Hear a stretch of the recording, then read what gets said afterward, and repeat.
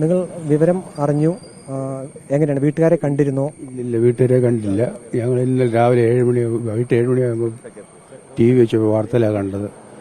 അന്നേരം ഡൗട്ട് ഉണ്ടായിരുന്നു. പിന്നെ ലാസ്റ്റ് കോന്നിന്ന് എഴുതിയപ്പോഴാണ് ഞങ്ങൾക്ക് ഡൗട്ടായി. പിന്നെ ഞാൻ ഓടി വന്ന് നോക്കിയപ്പോൾ. എത്ര വർഷം മുമ്പാണ് അദ്ദേഹം വിദേശത്തേക്ക് പോയത്? 10-22 വർഷമായി.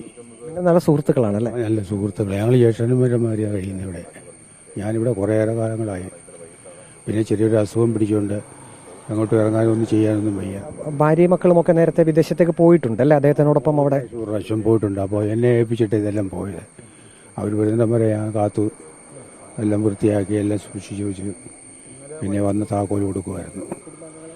ഞങ്ങളിപ്പോൾ അകത്ത് കയറി അവരെ കണ്ടു. സജു വർഗീസിന്റെ സഹധർമ്മിണി ബിന്ദു സംസാരിക്കാൻ സാധിക്കുന്ന ഒരവസ്ഥയിലല്ല.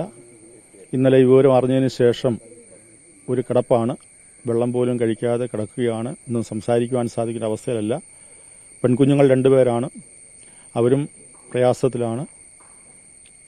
ബോഡി എന്ന് വരും എന്ന് നമുക്ക് ഇപ്പോൾ അറിയില്ല. എത്രയും വേഗം വരും എന്നാണ് ഞങ്ങളുടെ പ്രതീക്ഷ. നാട്ടിൽ 2-3 മാസം മുൻപ് തന്നെ അദ്ദേഹം അവധിക്ക് നാട്ടിൽ വന്നിട്ടുണ്ടായിരുന്നു. വന്നപ്പോൾ ഞങ്ങൾ കണ്ട് സംസാരിക്കുക ചെയ്തതാണ്.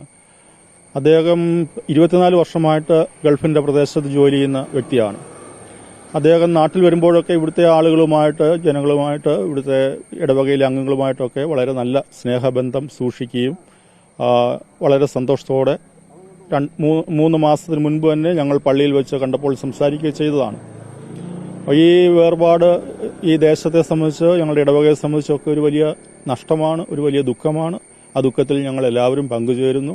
തുടർന്നുള്ള ക്രമീകരണങ്ങൾ, സംസ്കാരത്തിന്റെ ക്രമീകരണങ്ങളൊക്കെ ഇടവകയായിട്ട് ചെയ്യുന്നുണ്ട്.